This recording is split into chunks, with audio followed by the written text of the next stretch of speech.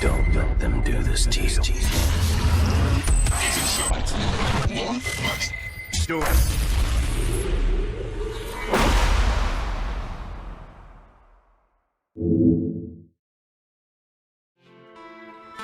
Now it's time to beat the mind game.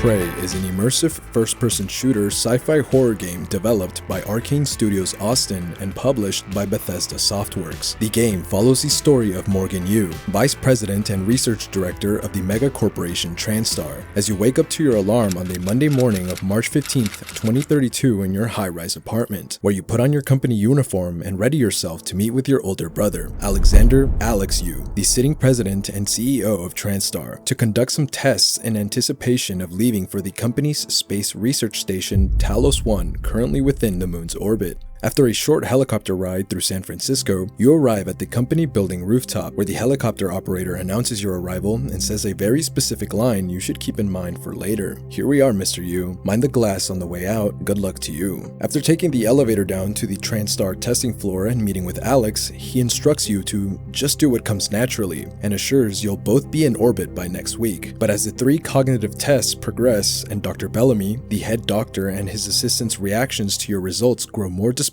and confused, you're presented with a survey depicting the classic trolley dilemma and some variations. As you take a seat and begin answering, Dr. Bellamy asks his assistant, Dr. Simmons, for a coffee, and he walks off screen. After you finish answering all of the questions, Bellamy begins explaining the Rorschach test as an ink blot appears on the screen. Simultaneously, a black tendril suddenly emerges just outside the glass in front of you from under the desk, out of both Dr. Bellamy and his assistant's view. It quickly reaches over the desk and vanishes in a faint black cloud, leaving behind a coffee mug identical to the other mug on the desk. While Bellamy speaks to you, he reaches over to the newly formed cup, and while moving it up to drink, he says confused, "This is my coffee? It's empty," as the mug violently transforms into a purplish-black, 4-legged creature that wraps itself around the doctor. After the assistant panics and calls for security, Dr. Bellamy is seen falling to his knees as the creature seems to drain the life out of his body completely, leaving behind a lifeless husk frozen in a terrified expression.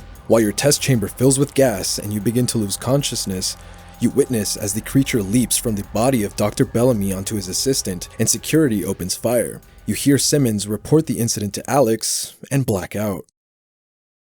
Good morning, Morgan. Today is Monday, March 15th, 2032. You wake up to the same alarm from before on Monday morning, March 15th, 2032. Something is very wrong, and you know it. You put on your company uniform and walk outside to find the layout of your apartment building has changed completely, and the lady once working on the broken panel of your apartment building hallway is now dead on the ground, a lifeless husk identical to Dr. Bellamy's fate. Picking up the wrench beside them, you receive a call on your transcribe from somebody named January. What happened in the testing chambers was real. You weren't dreaming, and you aren't safe. Morgan must literally shatter his reality and find a way to survive against all odds in the Talos I Containment Breach. But hold up, we're moving a bit fast here. Before I continue with the game's events, what is TranStar? Who is Morgan and the Yu family? What is Talos I? Who is January? And most importantly, what was that alien creature mimicking the coffee cup? I'll be covering everything, but first, let's start at the very beginning. The year is 1958. Amidst the United States and Soviet Union Cold War, the political rivals wrestled to establish the initial foothold amongst the stars and gain control of superior spaceflight capability in the interest of national security. Taking the first step, the Soviet Union successfully launches the Sputnik 1 satellite into space. The United States follows suit, launching the Explorer 1 satellite. But later that year, the Soviet Union secretly launches a deep space probe called Verona 1. Unlike our real-life versions of events, Prey's Soviet Union probe is much more advanced than anything created at the time, and Verona 1 is stationed within the Moon-Earth Level 2 Lagrange point, where it begins sending deep space telemetry data back to the Soviet Union. Unfortunately, communications with the satellite suddenly ceased under unknown circumstances. A manned mission is sent to survey and possibly repair any damage, but after nothing is found on the Verona satellite's external machinery or hull, Soviet leadership orders the cosmonauts to breach into its innards. Moments after, Control witnesses familiar black tendril extraterrestrial lifeforms blitz, attack, and kill the stunned cosmonauts. Every operative on the mission was lost, and the footage became a national secret. But after years of silence, the Soviet Union sought aid from their past rival, the United States, in containing this newfound extraterrestrial threat. President John F. Kennedy agrees, and years later in 1963, a top-secret Cold War negotiation yields Kletka program, Kletka being Russian for cage. Eventually, the two political powers complete the construction of the Kletka facility around the infested satellite and the previously manned Soviet shuttle. After his second-term victory, Kennedy chooses not to intervene in the Vietnam War and focuses on the American space program. The short partnership was suddenly severed in 1967 following the failed, thought-to-be Soviet assassination of President Kennedy, and after his return to DC, emboldened by his near-death experience, Kennedy seizes complete control of Kletka from the sinking economic Soviet ship and initiates Project Axiom, a United States government effort to study the mysterious alien lifeforms aboard Kletka and possibly procure new highly advanced technology. A moon base within a crater on the moon's pole side is built, recruiting miners through government campaigns to provide raw materials and simplify logistics for the construction of the Kletka research platform. Although a highly dangerous occupation with a major turnover rate, the operation moves along, with miners flocking to the lunar prospect year-round.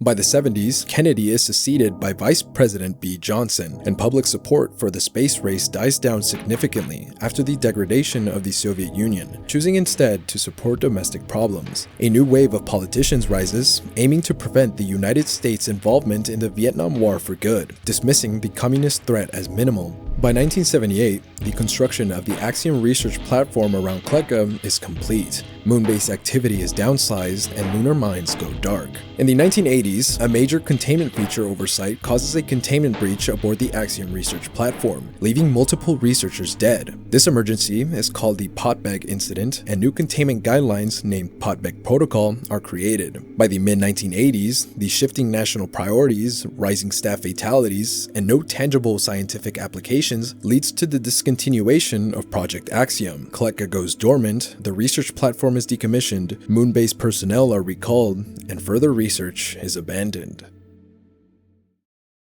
From the late 1980s to the late 1990s, Reagan succeeds President Johnson and the Cold War wanes on the communist theater. A heavily economically weakened Soviet Union struggles to stay afloat as it's forced to attempt to expand into small third-world countries to stay afloat, a vicious cycle of resource gain and loss. Content with the Soviet self-destruction, the United States and NATO avoid interference and focus on reinforcing core economic territories. With no push to militarize space assets, Reagan gains mass support behind defunding and shutting down space programs, ending the space race for good. Only one United States space advancement remains operational and profitable in the form of the first successful space elevator, the White Stork Tower. Completely dominating near-orbit operation and commerce, many foreign companies attempted to replicate a space elevator construct of their own with aid from the United States and the Stork Tower itself, but US officials vehemently opposed it for obvious reasons. Seizing the opportunity, a collaboration between WUSI, or the World Union of Space Industry, and Venturis, a space manufacturing company, apparently had a project in the works planning on constructing their own space elevator in the interest of public, inexpensive, low-orbit access to all people of Earth. We don't ever get anything else about this project, I don't believe, but insiders claim contracts between Stork Tower and Venturis were put into question and heavily enforced. Going on the tail end of the 90s and the turn of the century, both the United States and the Soviet Union have no further interest in expanding development in space. The United States has completely turned its focus on domestic issues and is fine with the low-orbit dominance of the White Stork Tower. The very poor economic stability and widespread insurrection of a group called Mensheviks within the Soviet Union foreshadows a total collapse rather than expansion, with extreme violence in its structure surviving until the 2030s. Now an open market primed for a boom, for years following the 2000s, mega corporations began spearheading human development into space once again, mostly in the form of lunar assets and manned Martian missions and colonies, although the ridiculously high cost of these operations and their maintenance kept most of them crude and small in scale. But the privatization of space development and the unique market conditions ultimately culminates in the creation of the TranStar megacorporation. It's a bit difficult to pinpoint exactly when TranStar was truly founded and what the early methods behind its rise to such monetary heights are, but at its front is the Yu family. William Yu is an incredibly accomplished Chinese neuroscientist and the acting chairman of TranStar. Father of both Alex Yu and Morgan Yu, William has an incredibly ambitious but ruthless disposition I'll cover more later on. Catherine Yu, a German businesswoman and mother of the Yu brothers, is the second leading public figure of the TranStar Corporation and had some major involvement in the mechanisms behind research aboard Talos I. Alex Yu, the eldest of the two Yu brothers, is an incredibly esteemed doctor of science and is the president and CEO of the TranStar Corporation, as mentioned before. Described as proud by Morgan himself, but sometimes a bit overconfident, Alex Yu is both half the brain and the very large brawn behind the TranStar's Corporation results aboard Talos. But possibly even before his time off Earth to live on the research station, Alex was en route to transforming the human horizon in a different way, by overcoming one of humanity's biggest engineering and logistical obstacles with the creation of an extremophile, meaning organism that thrives in extreme environments, gray moss that given centuries of time could transform the atmosphere of the red planet into something similar to Earth, capable of housing the human species, something I'm sure we can only dream of as of now. But next, and most importantly, is Yu. Morgan Yu, of course, born in 2005 to Catherine and William. We learn through pre-recorded messages, emails, our actions throughout the game, and conversations with characters aboard Talos I of Morgan's incredible intelligence, resourcefulness, and steadfast scientific ambition, the specific trait both he and his brother definitely inherited from their father. After graduating with a doctorate degree of science specializing in neuroscience, he is appointed as vice president and research director of TranStar by his brother to lead in the ongoing development of the company's revolutionary tech aboard the space station.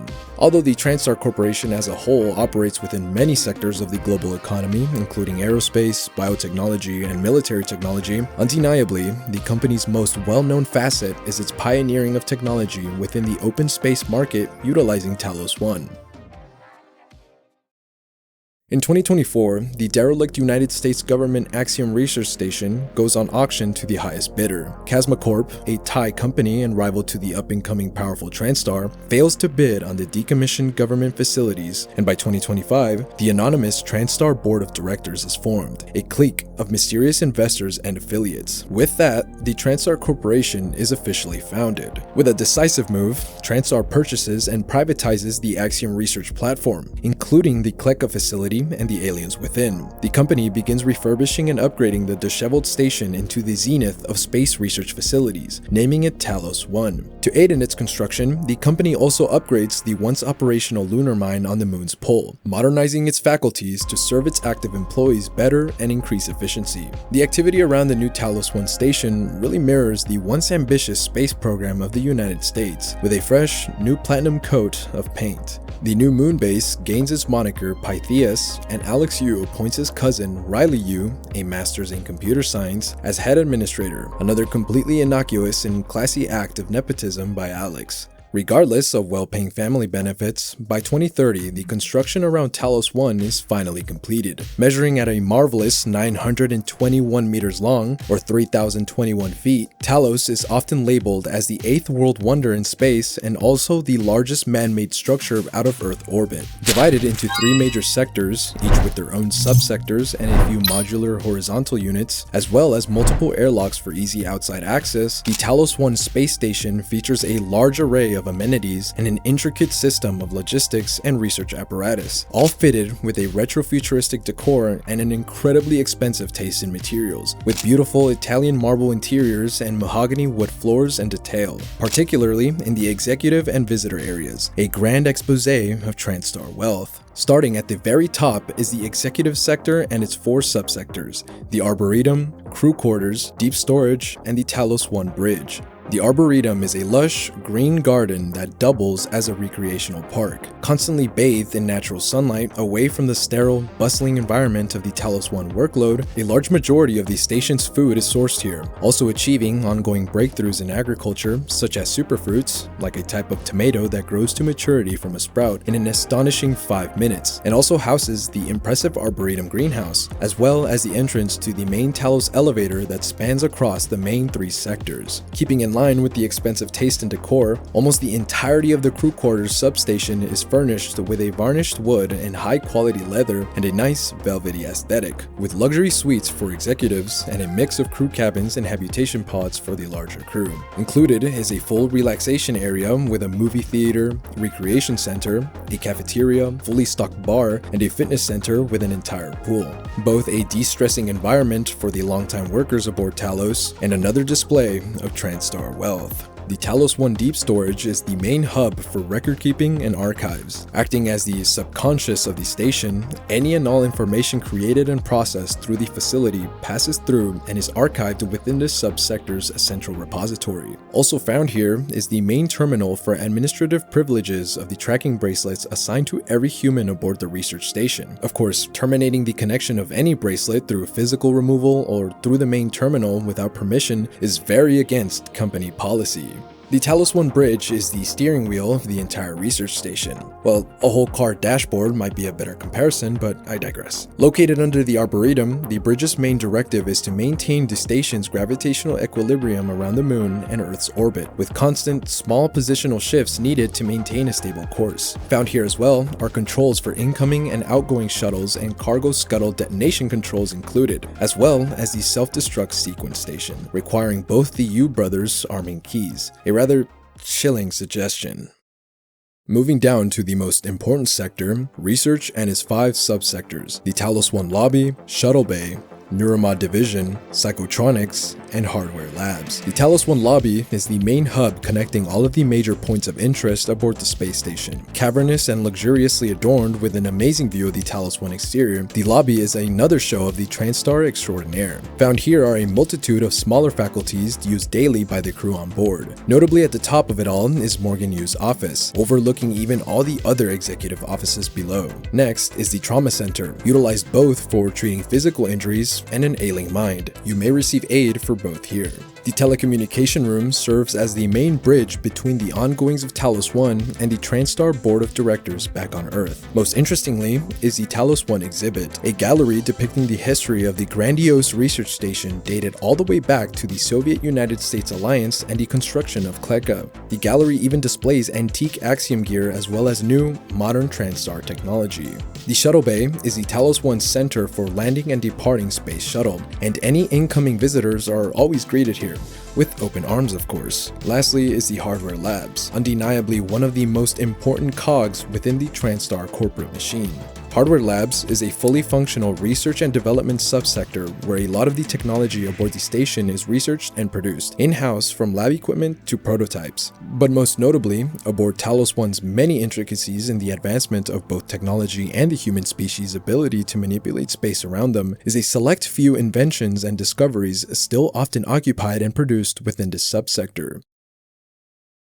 Dubbed the Reyes field theory, this mysterious discovery is possibly the single most important piece of foundation beneath the TranStar scientific prodigy. Seeming to bend the ubiquitous properties of gravity, researchers apply the theory's effects in many different ways. Seen mostly within Talos I's Earth-like gravity, even with the absence of centrifugal force and the company operators. Advanced robotic artificial intelligence machines used by staff for engineering, medical aid, and mass logistics. The technology within these robots employs the Reyes field theory to form a sort of localized levitation effect, allowing for near-free omnidirectional movement, removing a ton of logistical headaches around the busy Talos I. But the most curious and important application of the Reyes field theory is the recycler technology developed and used incredibly often and to great effect on Talos I. Seen around the many station sectors is a great number of large red recycling stations. Putting things like miscellaneous junk and tools within the recycling bin and starting it recycles almost anything into 4 different types of small core material cubes: mineral,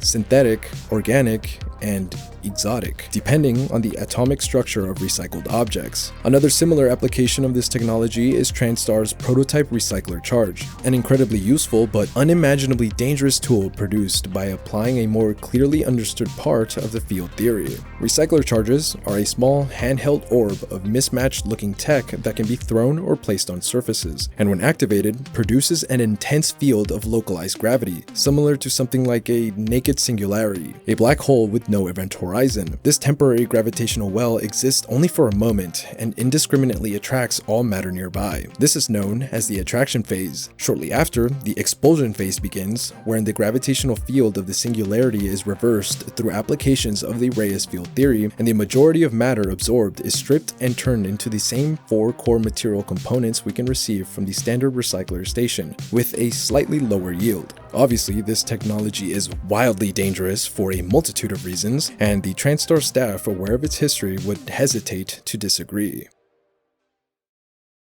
During gameplay, we can collect 3 parts of a survivor's poignant retelling of a close encounter with death and the complete destruction of their city to what were possibly early TranStar recycling technology prototypes on Earth, and reads as follows.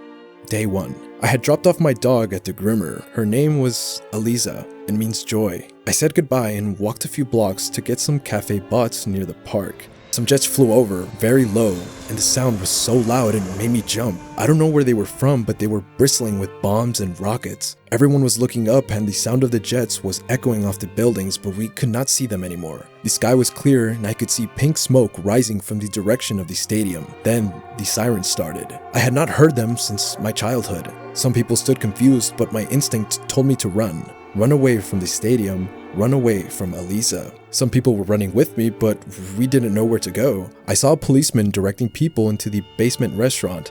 I think it was an old bomb shelter. I looked up at the sky again and we saw an airliner. It was not military, I am certain. I think it was going to the airport. While I watched, it turned into glitter without a sound. It was just gone. A man near me began to curse and I fell down and hit my head on the street. Day 2. I woke up still in the street. An M35 truck was stopped near me and the driver was yelling at me to get in. There were several people in the back already, 4 or 5 soldiers and about a dozen civilians, including children. I got in the truck and someone gave me a bottle of water. I asked what was happening and the soldier just shrugged. I told him I had driven an M35 during my service. People in the truck were crying and I looked back. The pink smoke was now mixed with gray and swirled high into the sky. There was so much of it and it seemed to cover the entire city. We kept picking up people until the truck was full. Before we got to the highway, we heard shooting. The soldiers climbed down and steadied their weapons. The commander told me to drive the truck as far as possible to the west, then they ran toward the shooting. Day 3. We had driven for enough that our fuel ran out. More jets flew over, headed toward the city. One circled back and made several passes over us but did not shoot. That night in the desert, we sat by the empty truck and listened to the booming of artillery. Flashing of bombs and lightning covered the horizon. In the morning, our city was lost in what appeared to be shimmering heat waves. High overhead, there were brilliant flashes of light. Some said it was an atomic bomb, and others said it was God's wrath. Today I know it was just an accident. Scientists that thought they knew everything, but they did not. There were so many people lost that day, so many that I can barely comprehend it. But it was Elazar that hurt my heart. I know she was just a dog and I'm ashamed of my feelings, but she did not make this world we live in. She was mine to protect, and I had failed. Of course, this tragic incident could have had a different cause behind it, maybe a bioweapon or an escaped monster of some sort, but shortly after this, TranStar barred the recycling technology to strictly outer space use only and under controlled environments. But, working hand in hand with recycling technology are TranStar's Fabricator stations. Taking what we have today in the form of resin 3D printers and pushing it beyond, the company shifts a significant amount of the manpower necessary for large-scale production of products to this highly advanced assembly machine. Simply entering the required mix and amount of any of those 4 core materials from recycling, you can expect to receive a fully functional and complete item or tool from the fabricator within seconds.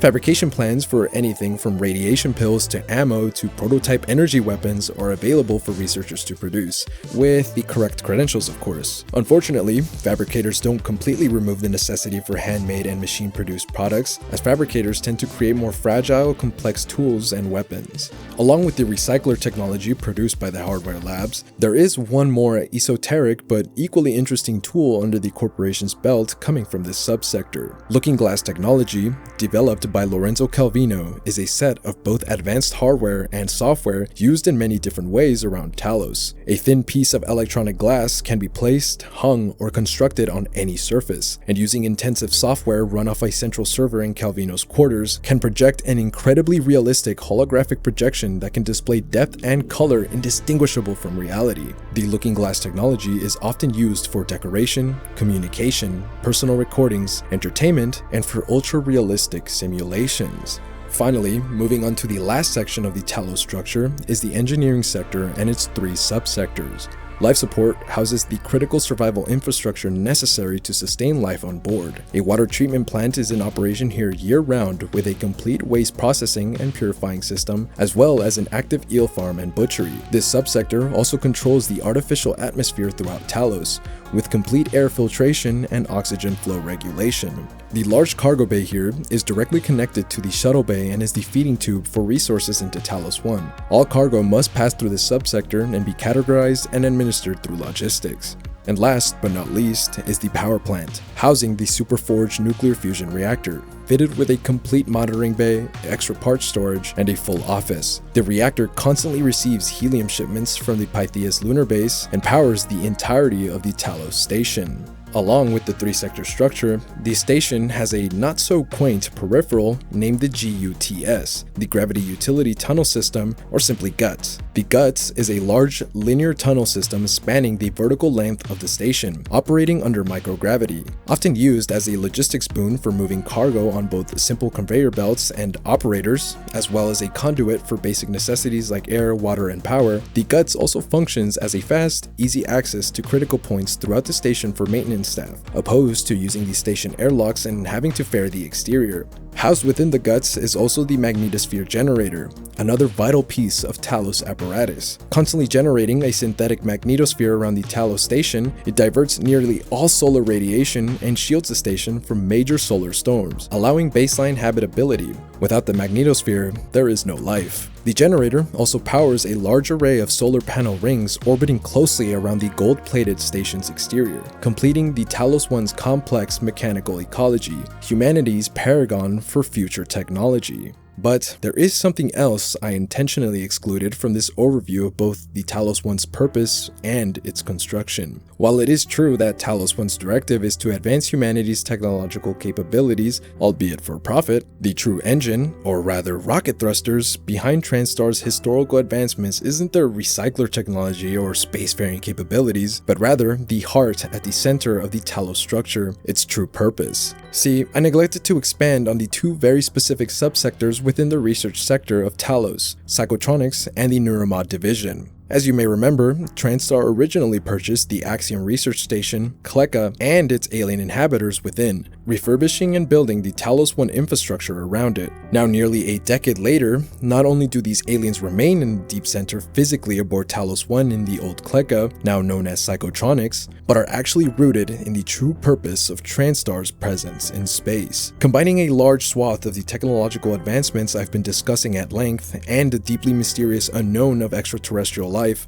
TranStar created what is undeniably their most trumped asset and the most powerful and important scientific advancement of the human species by that point, and it wouldn't even be close. The TranStar Neuromod, completely catapulting human learning and perception into a different level. But before we release that giant can of worms, as a technology built on the back of extraterrestrial life, to really understand its impact, we must finally answer: what even are these alien creatures? Where do they come from? And why has everything ultimately culminated around them, nearly a century after their initial discovery? This is TranStar's Golden Goose, the Typhon, and the dark corporate underbelly beneath it.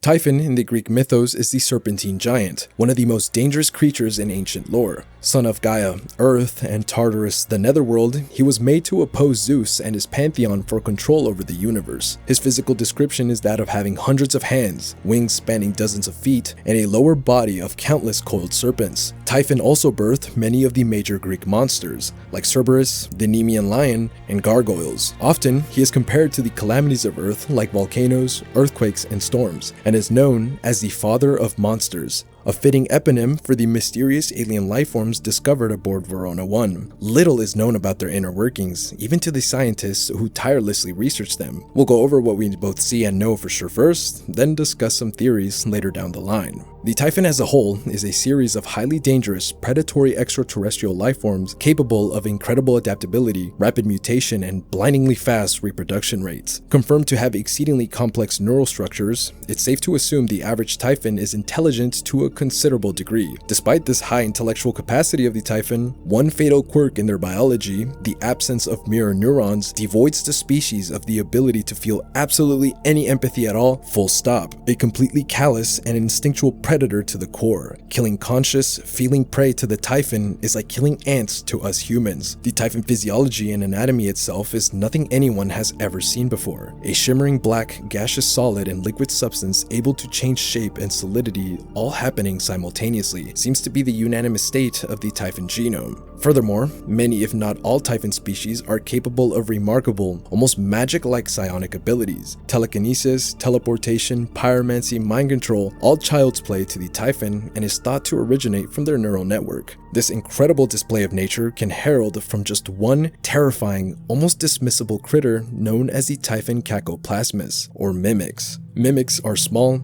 almost arachnid-looking Typhons with 4 tendril appendages and a main body. These little guys are super agile, able to jump, crawl, move at high speeds, stick to walls, and even lightly dodge perceived attacks. But the mimic's truly horrific abilities were shown to us in that intro scene at the testing chambers. Although not particularly sturdy or resilient by any stretch of the imagination, being easily killed off by traditional weaponry like low-caliber ammunition and buckshot, mimics can passably be labeled as apex predators for their ability to perfectly mimic any low-complexity inanimate object around the same size and volume of itself. Compounding this scary hunting ability is the feeding and reproductive functions of mimics. A mimic will lay in wait for unsuspecting prey to come within grappling distance, where it can rapidly transform back into its natural state and use its malleable body and tendril appendages to wrap around a victim violently and completely suck both the nutrients and consciousness out of their body within seconds, leaving behind a ghastly, petrified corpse. Almost immediately after, a mimic will go through what can only be described as macromitosis, where 3 new perfectly identical mimics are created. Endless, rapid exponential reproduction as long as a supply of conscious prey is available.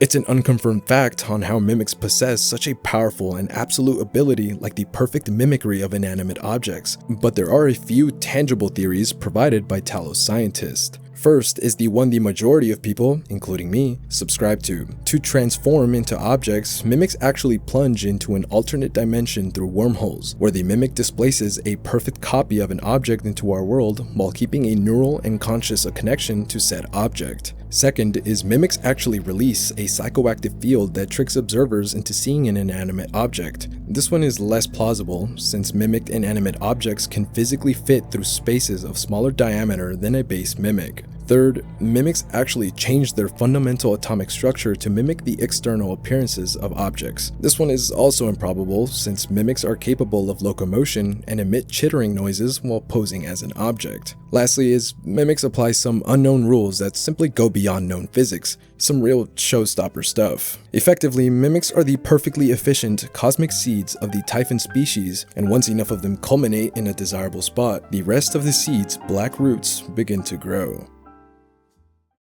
First observed aboard the Kleka in the 60s, mimics are seen grouping up atop the Verona 1 probe whilst waving their tendrils in a strange, almost hypnotic movement. Suddenly and inexplicably, the mimics spontaneously begin to single out and sting a random mimic repeatedly as a small, limp figure begins to float around the enclosure, emitting a growing, flickering yellow glow. Moments later, a foreign, large, dark Typhon materializes in its place, a cluster of large, graceful tendrils as it begins to levitate around the enclosure, the successful next step in the Typhon evolution. As the mimics are important to the initialization of the Typhon growth, so are weavers, or Typhon genocratus, to everything else Typhon. Acting as the conduit for further evolution past the Cacoplasmis phase, weavers have the ability to produce powerful lifeforms utilizing its environment and the consumed consciousness of prey, delivered via a mutation in the mimic reproduction phase known as greater mimics. Greater mimics are simply normal mimics with the ability to pose as more complex objects, including machinery. Seen throughout Talos I during our playtime, are the results of the Typhon colony's spread after the breach. Weavers nestled in the many corners of the station have begun creating a fleet of specialized Typhon organisms to seek for the remaining survivors and cripple the alien station for good, choosing instead to delegate the consumption of prey and by extension any combat to its spawn. Weavers choose to coat themselves in a tough, protective golden yellow aura while levitating off the ground, and excrete a powerful psychic effect to any active threats. Weavers are also known to protect themselves retroactively by forming cystoid nest around its vicinity, a group of small, highly radioactive and volatile Typhons that react violently to movement when disturbed.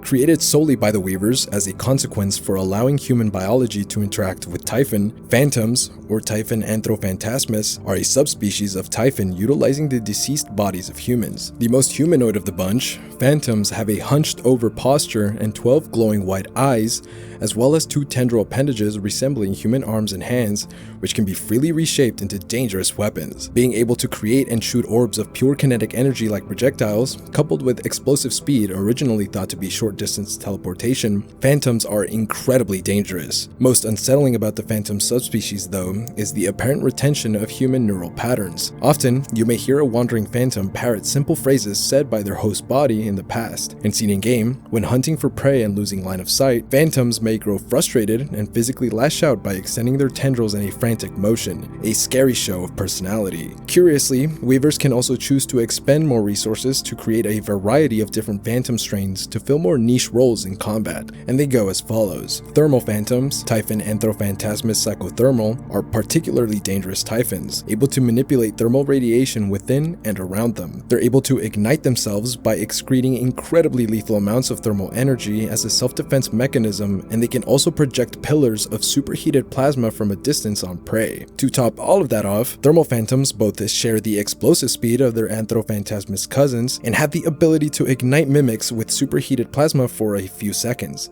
You know, because everyone wants flaming alien spiders in their face.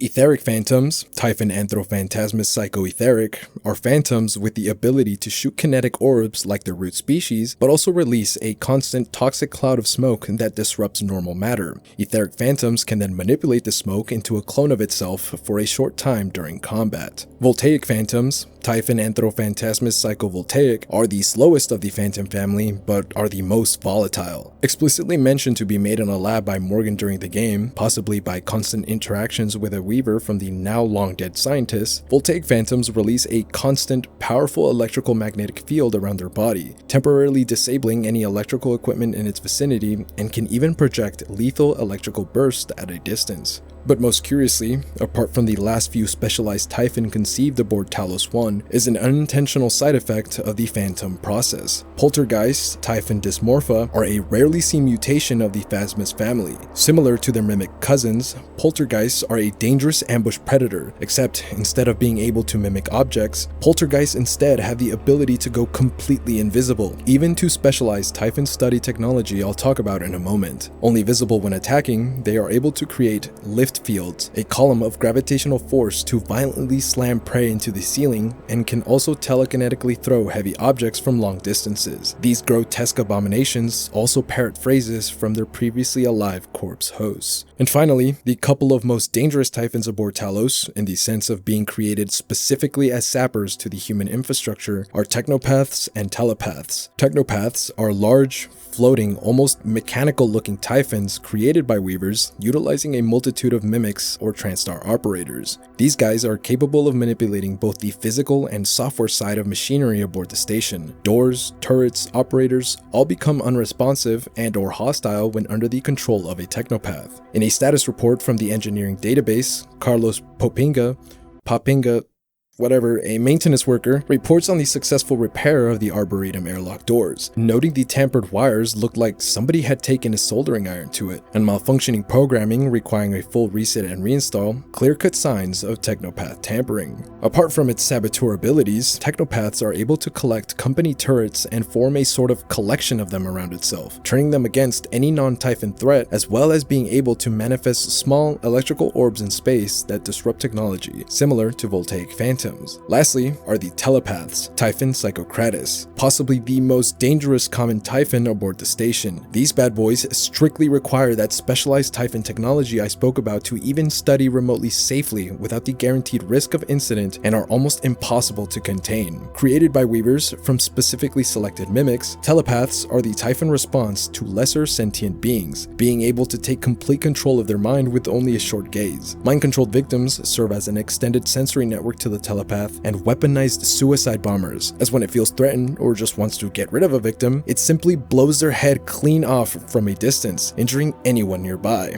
Most disturbing about telepaths is the victim's complete consciousness and awareness under telepath control, and many of the poor souls we come across in game under a telepath can be heard trying to resist its grasp and plead for help. Apart from its literally overpowered psionic abilities, telepaths can also fire homing kinetic orbs similar to phantoms, but at a much higher potency and can concuss targets. Approaching too close to a telepath also causes it to release a powerful shockwave, like it isn't a complete monster already. To keep these wildly dangerous alien lifeforms partially in check during research and containment, the scientists in psychotronics developed a technology named Nullwave, a force that can be applied to testing apparatus in areas as a failsafe or deployed in throwable tools to temporarily disable and subdue the psionic abilities of the Typhon in emergencies. Of course, this isn't nearly enough to even begin entertaining the feeling of safety when working around these things, but the truth is, the TranStar Corporation couldn't care less. See, there would be no merit to risking such a priceless asset like the Talos I station. Hell, there would be no merit in risking the entirety of Earth from a containment breach by keeping these things alive if it didn't mean boundless results. And that's exactly what TranStar achieved and what the United States government couldn't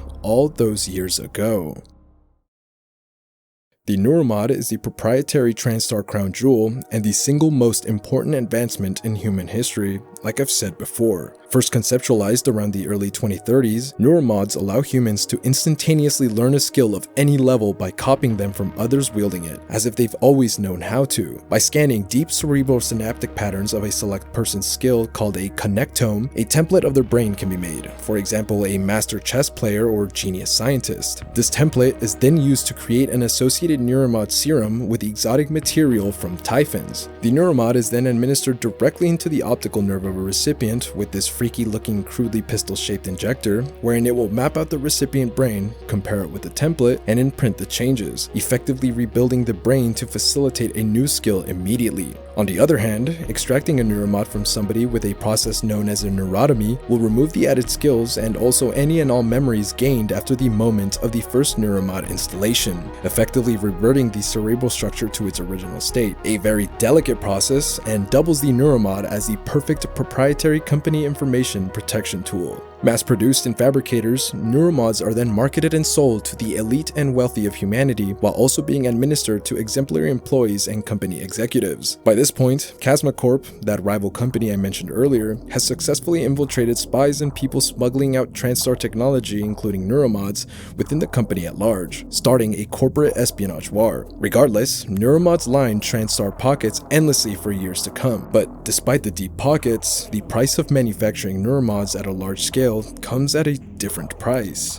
In the Neuromod division, we can find the Volunteer Testing and Cabin Facilities. The Volunteer Initiative is a TranStar campaign aimed at gathering violent inmates from prisons and labor camps as volunteers to work on Talos I and the brilliant Neuromod, in exchange for a clean state and a second chance within society back on Earth. A large portion of these volunteers are sourced from the still active Soviet gulags in the Union, the agreement proposed by Catherine Yu herself to take advantage of the Talos I's history. To everybody outside unaware of the Typhon and the Neuromod's history, including a large majority of the company employees, TranStar's volunteer program is a huge philanthropic venture rehabilitating the undesirable and spitting out pristine, law-abiding citizens. But pulling back that velvety red curtain reveals that dark, corporate underbelly beneath. If you may remember, the Reyes recycler fields used by TranStar have 4 core materials that it spits out when recycling matter: mineral, synthetic, organic, and exotic. Exotic materials material is produced by luring Typhon mimics into recycler fields with something called nightlights, a sort of psycholuminescent signal, and raw, exotic material is stripped and refined within Psychotronics and sent off to the Neuromod division for assembly. To supply a constant source of materials and Neuromod skill sets, TranStar utilizes volunteers from the initiative as both guinea pigs for intense Neuromod and Typhon testing and as sacrificial sustenance for steady mimic reproduction. Yes, beneath everything, the Talos I is the largest slaughterhouse in human history, led by the cold, ambitious Yu family, specifically Morgan, head researcher.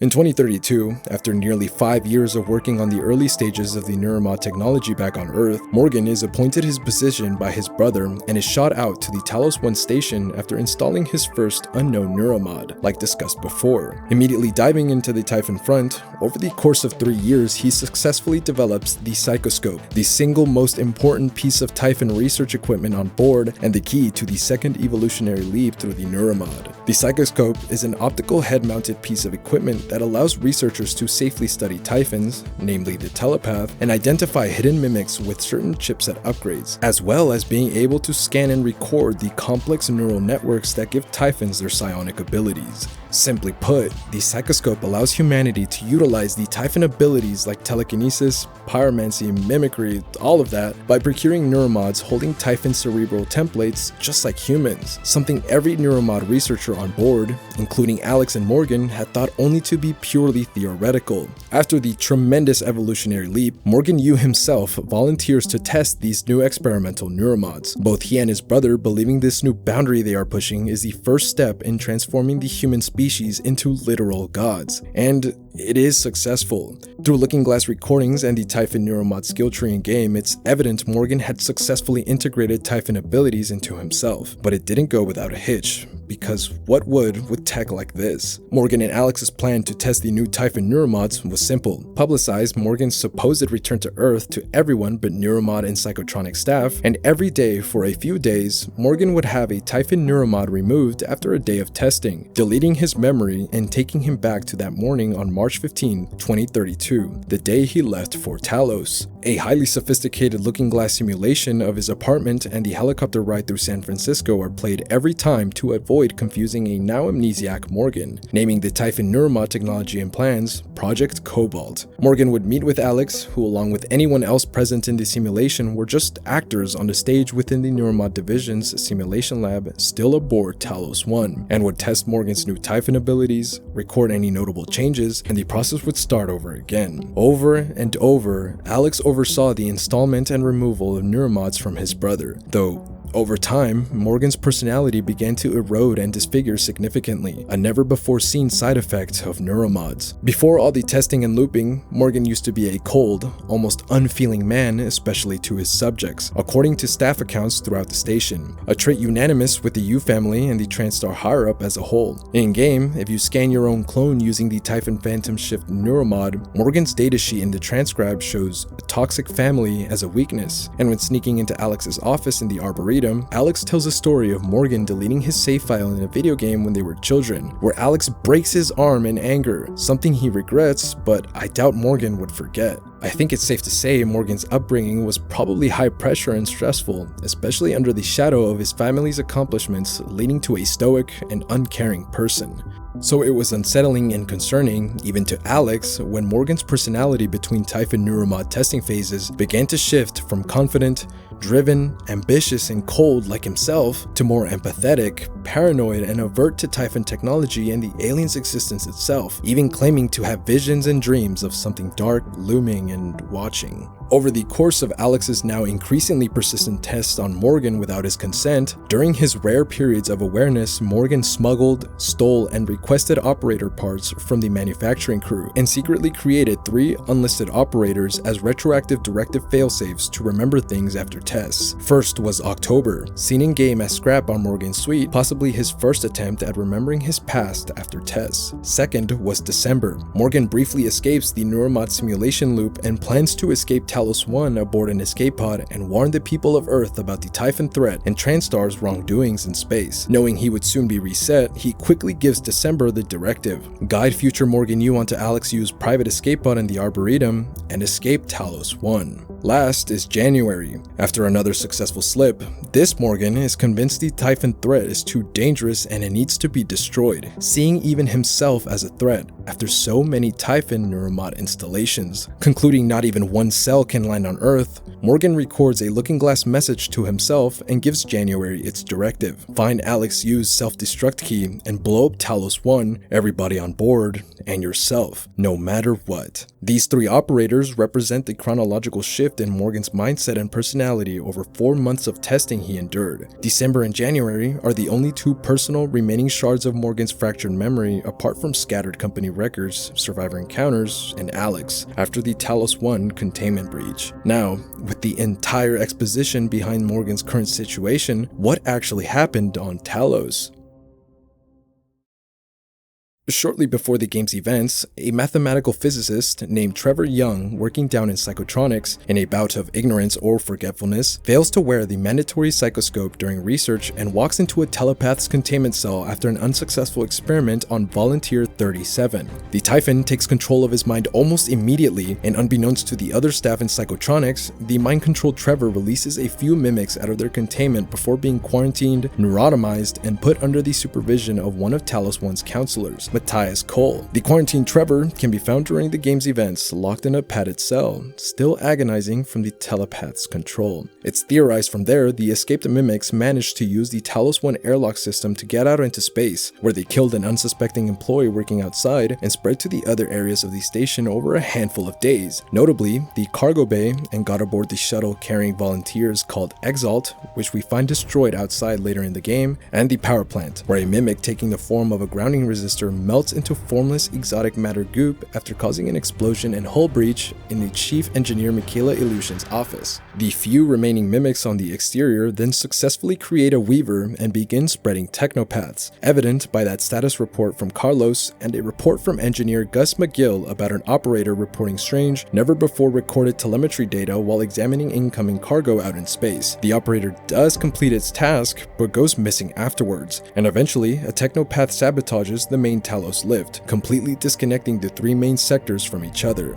Sometime before Morgan is woken up on February 23, 2035 for his test, January had successfully swapped the real Neuromod meant to be used on Morgan with a fake inside the Neuromod division's public display case and gathered anything relevant to his directive in Morgan's executive office atop the Talos lobby, including the looking glass recording. After a series of events happen in the background while Morgan wraps up his first test and gets knocked unconscious, the situation on board Talos officially goes to shit and TranStar issues its evacuation order. Capitalizing on the chaos, January finally communicates with you after you wake up a second time in the simulation lab, and are finally back to where we started. So what do you do now?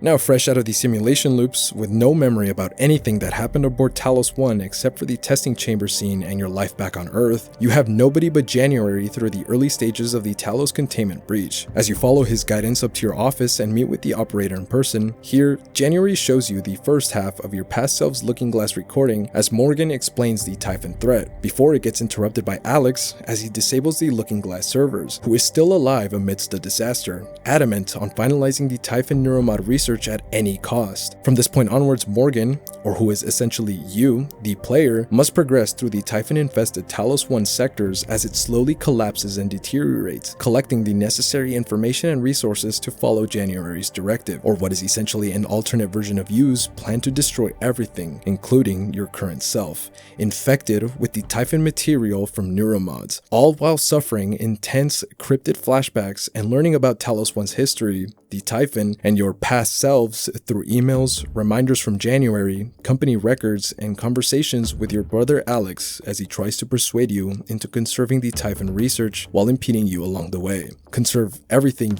you have ever worked for, everything the Morgan Alex knew had worked for. And throughout your quest aboard Talos I to rid humanity of the Typhon, you come across many situations and notable survivors where you, the player taking the form of this blank slate Morgan, may decide the outcome of their fates aboard Talos I. Most numerous are the mind-controlled telepath victims spanning a few different subsectors. Like everybody else I'm about to talk about, you can freely choose to ignore, indirectly or directly kill, or save any of these survivors.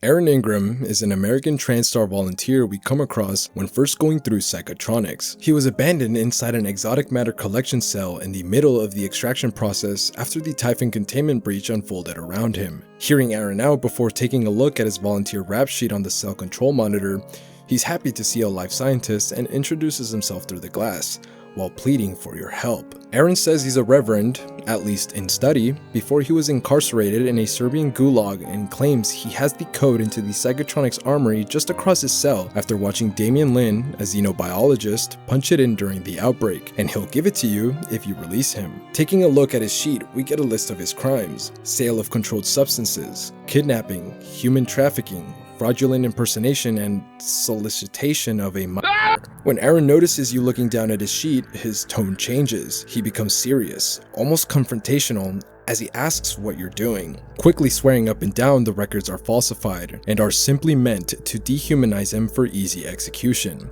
But he does come clean, confessing some of them are true. He has done bad, like most people, but swears he was only helping those kids out of a tough situation, claiming he was unfairly incarcerated as a political prisoner for choosing to economically undermine the wrong people responsible for the ongoing corruption within the Soviet government. Now, you are his judge and jury, and if you choose to, also his executioner. If you do decide to execute Aaron, be it for disgust over his alleged crimes or simply apathy, you'll open the Kleka's inner enclosure and allow a mimic to enter Aaron's cell, kill him and reproduce. Then recycle the 4 mimics after and receive a substantial amount of exotic matter, which you can use to fabricate neuromods if you'd like. January will question your decision and morality over your transcribe while subtly comparing humans to Typhons. If your empathy trumps judgment and you give Aaron the benefit of the doubt, maybe he is telling the truth. The Soviets have been at an economic nosedive for decades. Widespread corruption, including judicial, is to be expected, right? After freeing Aaron, he's immediately grateful, thanking you profusely. And if you hadn't found a way into the armory beforehand, Aaron will stay true to his word and give you the code, what was his only true bargaining chip. Aaron also warns you about other escaped volunteers, having witnessed one murder a TranStar staff member violently with a wrench.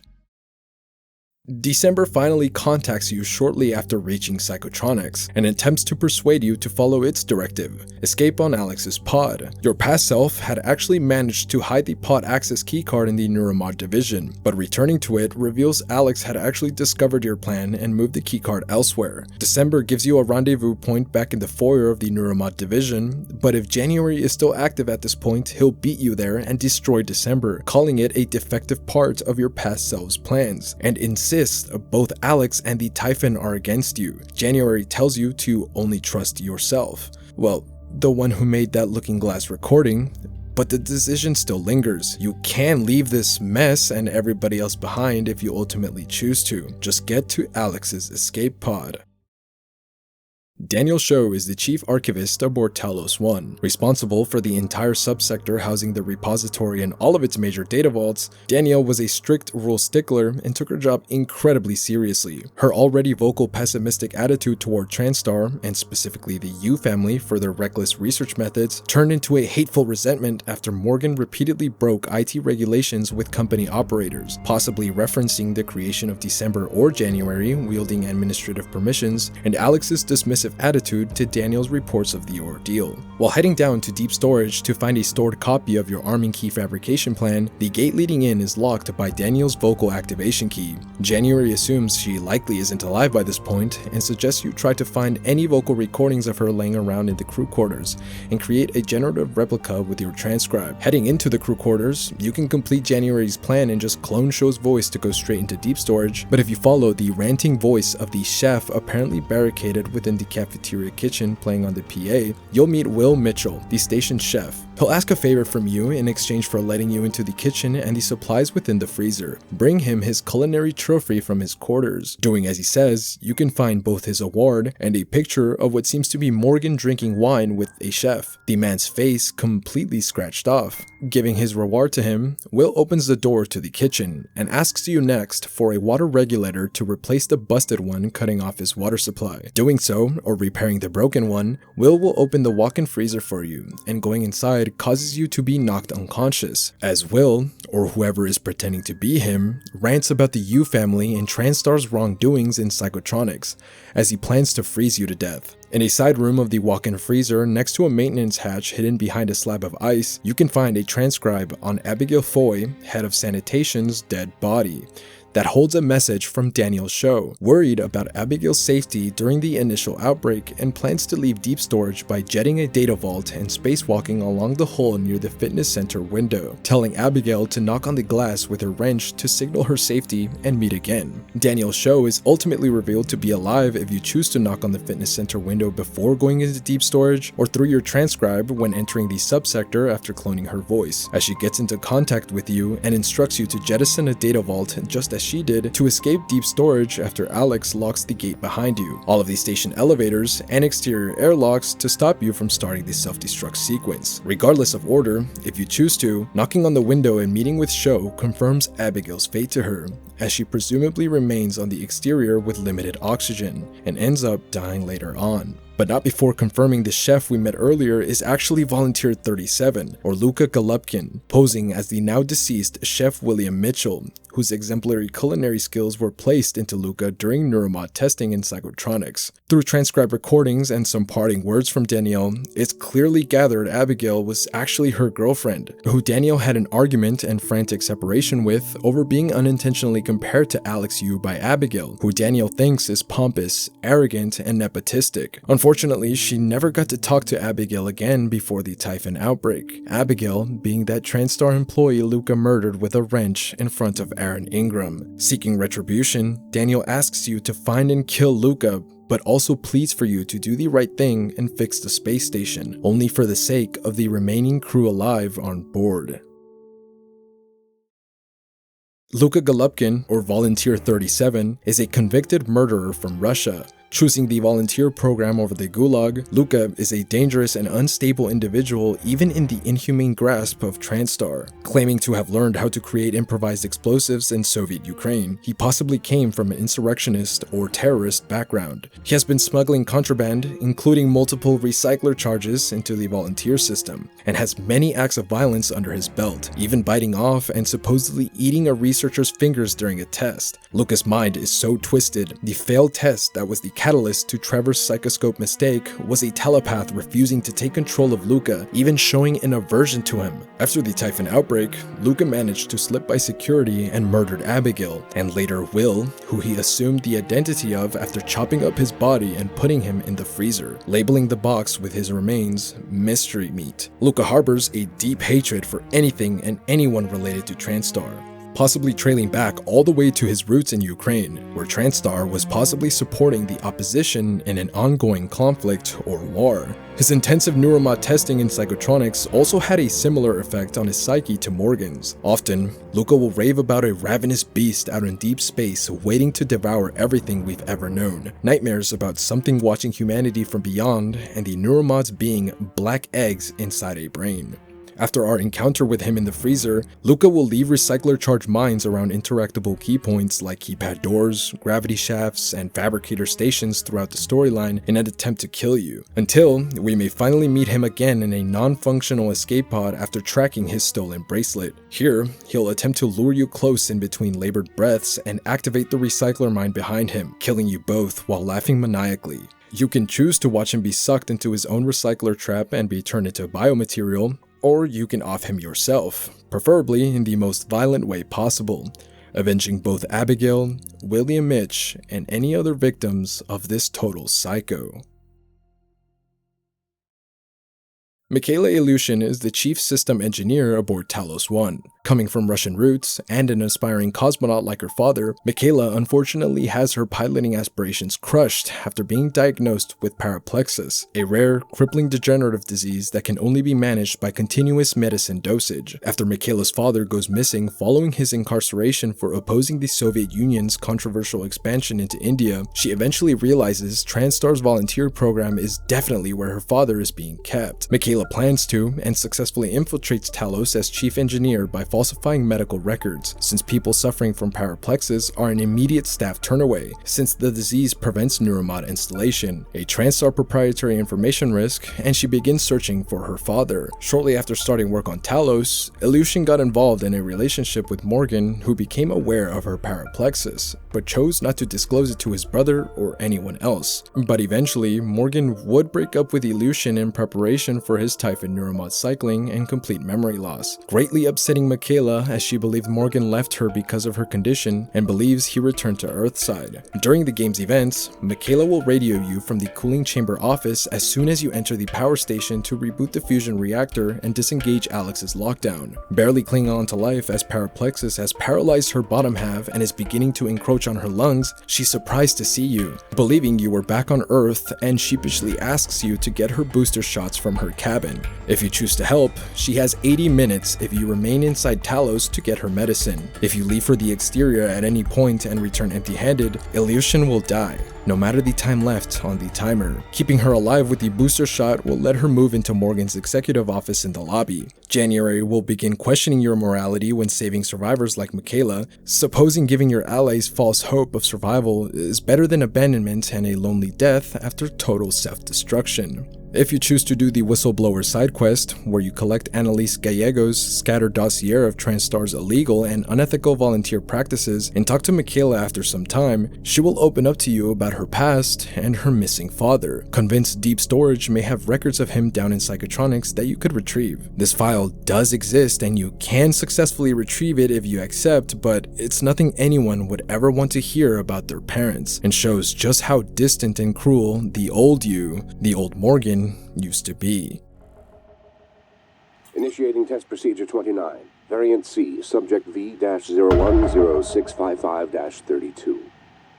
Subject 32 is in the chamber. Psychoscope's on, everyone. Do you have a family? Prep the Typhon Ecology. I have a daughter. They took me from her. I was promised I would see her again. I signed your papers. Let's stay focused, everyone. Your family. You must hate them very much to do this. I hear it in your voices. Track his vitals. 32 is showing signs of distress. Elevated cortisol, heart rate, perspiration. Nothing in the red yet. Look at me. Look at the man you're killing. Mimic is in the tube. Permission to release. Morgan? What you do kills us both. Release.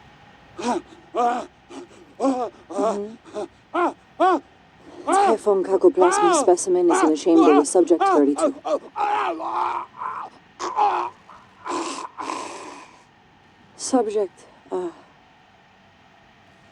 Subject vital signs are gone.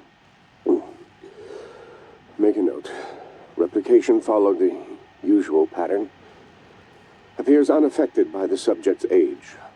Morgan, did you get a good scan? Yeah, data looks good. Scrub it and send it up to me as soon as you can. I want a new design on the mimicry connectomes before I dive into the sim again. Yes, Mikhaila's father Yuri Andronov was indeed a volunteer aboard Talos after accepting the deal, in exchange for being reunited with his daughter, a bold-faced lie where Morgan oversaw what was essentially his execution to test the trivial difference in mimic reproduction on older aged humans. You now have a choice. You can choose to send this file to your computer back in your office and show Mikhaila the recording to finally give some closure, but also tarnish the image she had of Morgan forever, or you can delete the file right here, right now, and she would never know. Choosing to give Mikhaila closure evokes the predictable response. She's emotional, angry, and disowns the Yu family as a whole, but later down the line, Mikhaila comes to accept what your past self has done, and if you've been virtuous up to this point, recognizes your metamorphosis into a better, more empathetic person. Dayo Igwe is a neuroscientist, one of the most loyal TranStar workers closely involved with the Neuromod tests on Morgan, and is aware of Mikhaila's father and the other volunteers' purpose, believing it to be a necessary evil. Dayo is well-mannered and polite, but also a bit introverted, according to Morgan's assessment. A shaky career path follows Dr. Igwe, since his unorthodox beliefs in the way the human brain and consciousness works usually falls into abstract ideas and the paranormal. Luckily for him, Alex takes advantage of his low-cost employment and recruits him personally to work in the Neuromod development. Dr. Igwe can be found floating out in space inside of a cargo container after an explosion in the cargo bay. He'll ejects employee and cargo alike, radioing out a distress call to anybody who could hear him. If you choose to save him before it asphyxiates by entering the ID on the cargo crate in the cargo bay docking control center, he'll thank you and be around until the end of the game if kept alive. During his stay in your executive office, Igwe will ask you to collect the connectomes stored in a safe in his cabin of the famous pianist Gustav Leitner. As a huge fan of the artist, like his late wife, he'd like to have the skill of the likely deceased Leitner to live on within himself. Sarah Elazar is the head of security aboard Talos, and like Danielle, has a vocal disdain for the Yu family and the brothers, specifically Alex. Before her time in TranStar, Sarah led a military group, possibly as a sergeant, during the evacuation incident I covered earlier. A major point of contention during her therapeutic counseling, as well as her grievances with TranStar's insistence with supplying security personnel with low-power weaponry, she believes her team losses during the incident were acceptable, compared to the amount of civilians they saved, regardless of what the Talos counselors believe. Before the game's events, Sarah was one of the few staff aboard the station aware of the Typhon and the Neuromod's origin, having grown suspicious after Morgan would disappear into the Neuromod division and return erratic and disoriented. She'd ordered Kevin Haig, a security officer, to snoop and report back to her about the ongoings down in Psychotronics and the Neuromod division, and after discovering Morgan's unwilling test loops, Sarah prepared to confront Alex personally before the Typhon outbreak derailed everything aboard Talos. Now, after the events of the game, Sarah leads a small group of survivors taking shelter in the still intact cargo bay control center near field storage, trapped by a large group of Typhons in cargo bay B. You meet her and her group of survivors after docking a container to regain access during Alex's lockdown. Here, she'll offer you the code of the gate leading into life support, and by extension the power station, in exchange for your help in restoring power to the cargo bay and help with clearing the overrun area. You can choose to help, recover power and defend the survivors, or you can ignore the survivors and hack the gate yourself. Walther Dahl is the air-quote rescue operator dispatched by William Yu after the board of directors caught wind of the Typhon outbreak on Talos. Of course, this title is bull, and Dahl was actually sent by William from the TranStar Argus installation back on Earth as a sweep-up mercenary installed with a plethora of combat and tactical neuromods to kill all survivors on board and recover any cobalt technology. Favoring black box military operators instead of human soldiers, Dahl dispatches them around the entirety of Talos after arriving on board, as his right-hand operator Casper takes control of the station's tech systems and hacks into the many operator dispatch stations to create an unlimited supply of lethal machine power. Immediately after arriving, Dahl will attempt to convince the surviving employees to group up with him for evacuation and informally relieves both the Yu brothers from their position over the station PA system, urging survivors to disregard any orders from either, forcing Alex into his panic room and leaving Yu to deal with Dahl. If you've kept any of the notable survivors alive, namely Igwe, they'll see through the facade and choose to side with you through the remaining siege of the station. If instead, by Dahl's arrival, you've chosen to kill at least 30 survivors on board Talos, he'll commend you for your initiative and later stage a meet in the shuttle bay, claiming the TranStar board has deemed you a safe asset for return from Talos. Of course, this is a setup, and Dahl will turn on you the first chance he gets. Conversely, through Dahl's control of Talos, he'll attempt to kill you by staging ambushes using false distress calls from deceased TranStar employees, trying to hack into Alex's panic room in the Arboretum personally for a swift execution, and by cutting off oxygen to the survivors in the cargo bay as a final ultimatum. If Igwe is still alive by that final confrontation with Dahl in life support to restore oxygen to the group, he'll ask you to not kill Dahl, but rather incapacitate him for his plan to perform a neurotomy on him and remove William's orders from his memory, but keep his piloting skills intact and escape the sinking situation on board Dahl's shuttle, along with any other survivors still alive. Finally is your brother Alex Yu himself.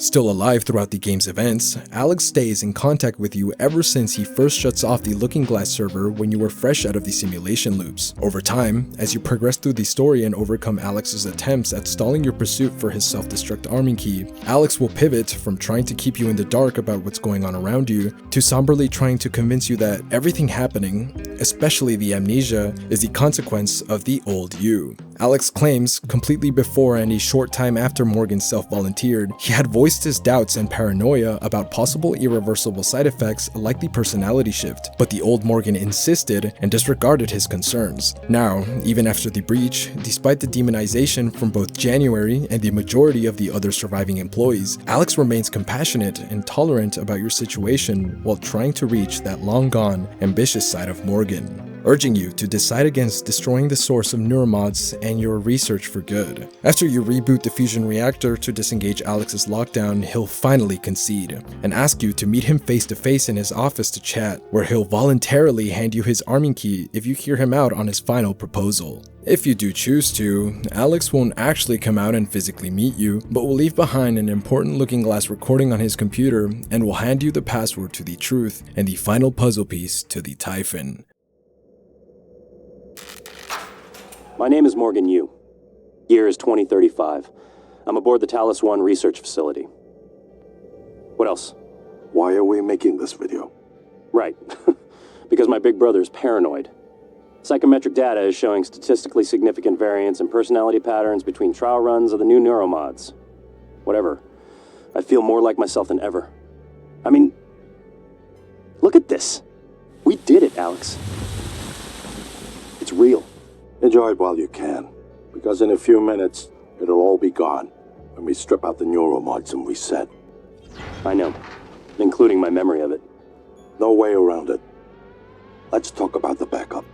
So, the Typhon organisms have been producing an elaborate structure. Material is unknown, purpose unknown. Now my gut tells me it's a kind of neural framework, but externalized. Still waiting on analysis to confirm. In the meantime, I've given Alex the design for a device I think could shut it down if it ever broke containment. Alex just has to grow a pair and commit. You don't have to take all the credit. What if it doesn't work? It'll work. Trust me. What else are we gonna do? Blow everything up? That won't save us. And if it does work, is it worth it? The people that come after us will be smarter, stronger, immortal. They can judge us if they want. But they'll know they exist because of the things we did. I'm ready. Do it.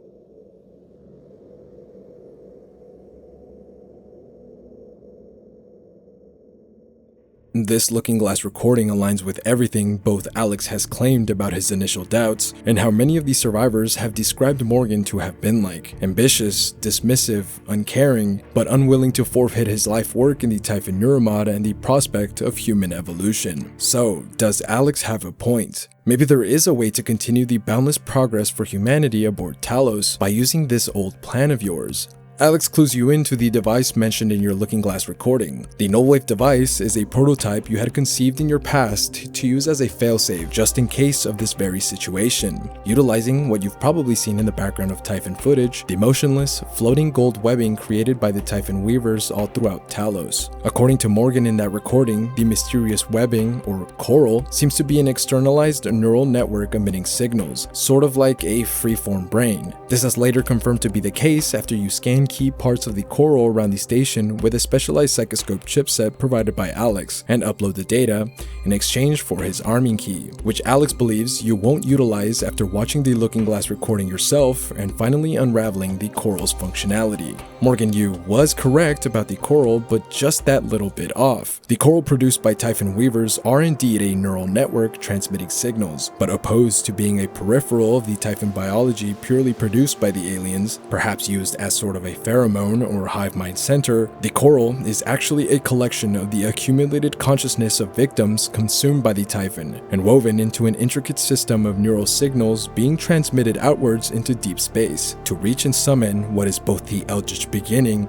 and endgame of the Typhon colony aboard Talos. After Dahl and Casper's interruption of the Coral data upload is cleared up and Alex finally emerges from his panic room to meet with you in person, he gives you a short speech, how you managed to change his mind about meddling with dangerous and unpredictable technology and life forms, how you were willing to pay a price, even a steep one, in the search for evolution. He disowns your murderous family and the board of directors and insists the part of you that searched for the meaning behind Typhons and made such historical progress is still within you somewhere, and truly hopes you will work with him. Finally, he hands you the completed prototype Nullwave emitter fabrication plan, which you can fabricate and use at the center of the Coral to hijack the active signal spanning across the Typhon aboard the station, and deliver a powerful shock that will essentially lobotomize all of them, preserving the research and future creation of neuromods. And like he promised, as Alex reaches for his arming key, a massive rift opens up in the station exterior, engulfing the Arboretum. As huge black tendrils breach the hull and the crux of the game's events, Morgan's nightmares, and the Typhon Ecology arrives in the form of the towering Apex Typhon. The progenitor of the Typhon mimics, the Apex has now arrived to consume Talos and spread the Typhon into Earth. After the steadily growing coral count on board and the neuromod corruption within the human psyche summons it from somewhere in deep space. Knocking Alex unconscious after breaching the hull and reverting the station to zero gravity, you can grab the arming key from Alex's body and save him by dragging back into his panic room or leave him to his devices, floating aimlessly while the Apex's tendrils ravage and engulf the Arboretum and large sections of Talos. Now, your choice is on a timer. Depending on your decisions before and now, there are a plethora of different interactions with Morgan, survivors both alive and dead, and the operators I implore you to discover and explore yourself in playthroughs, but ultimately, everything boils down to 3 major choices and a few notable variables: escape and self-preservation. Even at a considerable points before the arrival of the Apex Typhon, you may choose to abandon January's directives and follow December's instead, searching for the keycard to Alex's private pod atop the Arboretum and safely escaping Earthbound, abandoning the neuromod research, your brother Alex, and anybody else aboard still alive in the crumbling Talos I station. Nullwave and Prospect. If you are convinced with Alex's resolve by your final meeting, and perhaps begin to believe in and align to a degree with the old Morgan, or you see the value in the Typhon species and are willing to risk humanity's safety, you can choose to save both the Talos I station and all of its research on board by fabricating and installing the Nullwave device in the heart of the Coral on the Verona 1 probe. Then, meet with Alex on the Talos bridge to activate it and subdue all of the active Typhon lifeforms, including the Apex, aboard the station. If January is still alive by this point, he'll have a confrontation with Alex in front of the Nullwave control panel before you arrive. Surprised by the sudden appearance of a rogue operator speaking in his brother's voice, Alex will shoot it after a short argument about your decision, ending the January Morgan personality for good.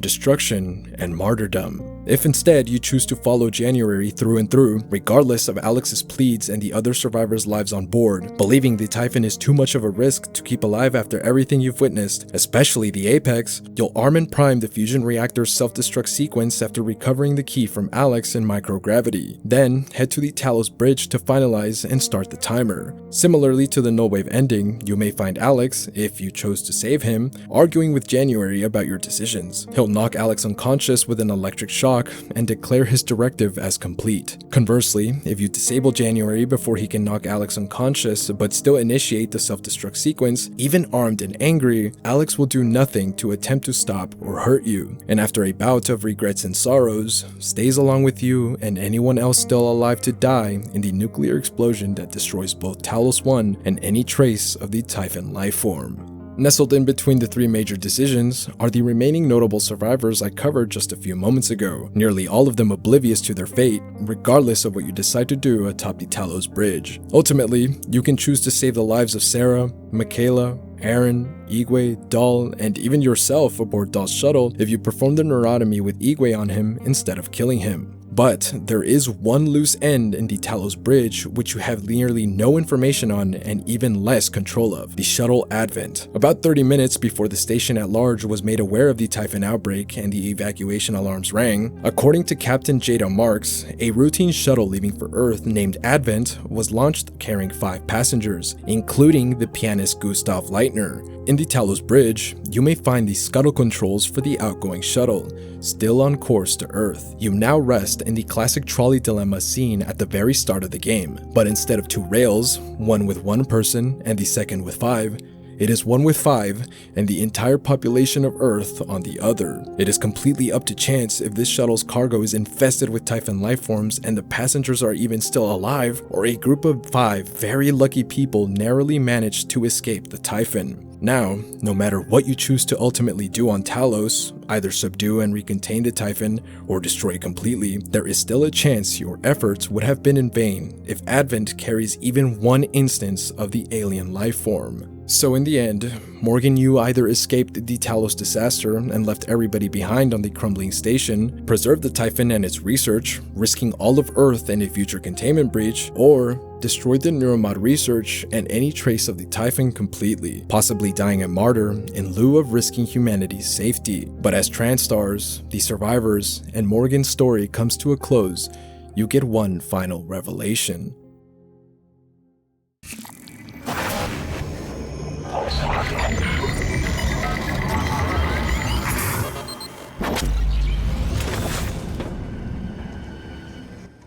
It's finished. It was all a fucking lie. As the looking glass visor is lifted, in front of you stands Alex Yu, aged and weathered, accompanied by 4 operators sporting the voice of Mikhaila, Igwe, Sarah, and Danielle. Looking down at your immobile person reveals a familiar, shadowy black visage. You are actually a captured Typhon phantom, or possibly something completely different after Alex has installed empathy neuromods utilizing cells of the likely deceased Morgan Yu. You were never Morgan. Everything you have experienced was a tailored, elaborate test reconstructed into a simulation created with the real Morgan Yu's memories of the Typhon outbreak by Alex to conceive a Typhon capable of feeling human emotions and bridging the gap between species. All of those flashbacks and esoteric visions were actually your Typhon biology speaking to you directly through the simulation and Morgan's empathy neuromods, bringing you back into reality briefly. Everybody you saved, killed, rescued, abandoned, befriended, or betrayed were just Alex trying to tug at the heartstrings you didn't ask to be created within your alien body. Now, even as powerful as you are, you sit being judged by one mere human about your decisions during the simulation. Mikhaila's medicine, her father, Igwe's container and Leitner's connectomes, Sarah and the survivors, Danielle and Lucas's fate, the amount of Typhon ability neuromods you installed, and the mind-controlled humans you did or didn't rescue, all gauged and judged by Alex and the operators to measure the success of his Hail Mary. As he turns us around in our chair to show us the gravity of the situation, the monitors turn on and we see the reality we had been trying to stop this whole time. The Typhon had already completely consumed Earth and humanity. The real Morgan had failed. So now, if you hadn't been tossed aside and replaced with a new subject by Alex playing God for being unempathetic throughout the simulation, you get the only agency you had up until now to make a real, impactful decision for yourself. As a being who just learned how to wield empathy, do you kill Alex when he offers his hand and end the human race for good after being subjected to trials of human emotion and connection you didn't ask for and didn't even matter in the end? Or do you take his hand and become a being neither human or Typhon, but something wholly different after learning how to care for the humans who subjected your kind for nearly a century aboard Kleka and Talos, understanding their pain and perspectives, and work with them to hopefully rebuild the nearly extinct humanity into something better, invincible, like the Yu brothers had planned all that time ago? Ultimately, the story of Morgan Yu and the Typhon never comes to a definitive close and is the true beauty of Prey. Personally, I like to think the Typhon were simply the primordial, unstoppable, and unfeeling manifestation of space itself, acting as sort of a virus. Space, being a natural occurrence present everywhere and anywhere in every state of being imaginable, aligns with the Typhon's nature and ability to adapt and consume endlessly. I also choose to believe Morgan Yu did attempt to neutralize the Typhon threat one way or another, but ultimately failed by dying in the end too early, or by means our long-deceased protagonist and humanity at large could not control after the fact. As an open book left to the player's interpretation, you can summarize the events of Prey in a plethora of different ways. A story of David and Goliath, where Alex successfully weathers both the loss of his family and countless humans to an unimaginable monster, but successfully overcomes the impossible gap between species in the end for a chance at reparation. A story of the meaning behind the illusion of choice, the rigid laws behind nature, and the importance of empathy and understanding. A story of humanity's hubris and greed with TranStar, and their disregard for life when introduced to something so ancient, advanced, uncaring, and uncontrollable. Or a story of no victims, where the very nature of humanity's curiosity and drive to evolve meets the unfeeling and unstoppable incarnation of the very unknown. As one of the best immersive narrative games, especially in the choice-driven story genre, it's really depressing to know about the history and passion behind Prey 2017 and the creative decisions taken for its conception, only to release and remain as a small, undersold niche title. As the creators behind the critically acclaimed Dishonored series, and being the spiritual successor to BioShock in many ways, Arkane Studios Austin had the perfect foundation for making a timeless hit like others of its kind. Unfortunately, the many problems of working under the reins of a publishing company, especially when passion is involved, tarnished what could have been a massive success and a cult classic. The rest of the staff who worked at Arkane Studios Austin to create this world and fun gameplay did not deserve the environment and treatment they were handed back in development and early release. I implore anybody who has been watching up to this point, play Prey yourself if you haven't, and replay it some more if you have, and explore the different immersive interactions between the characters that breathe life into the story. Sneak or run and fight through the Talos station Arkane designers put so much love and care into, and look through the amazing art elevating the world of Prey. The detail and messages behind this game is literally an experience I didn't think I would ever appreciate as much as I did when I bought the game on Steam for a handful of dollars on sale. And I'd go as far as to say this title is a masterpiece that is both equal and far above its inspirations and predecessors in many aspects of its gameplay and story. But anyways, I've been Myriad, your ancient shape-shifting yapper. Make sure to like, subscribe, and join my Discord if you'd like more long-form video game lore content. Play Prey. Bethesda and Microsoft, rest in peace Arkane Studios Austin, and have a good day or night. Bye-bye.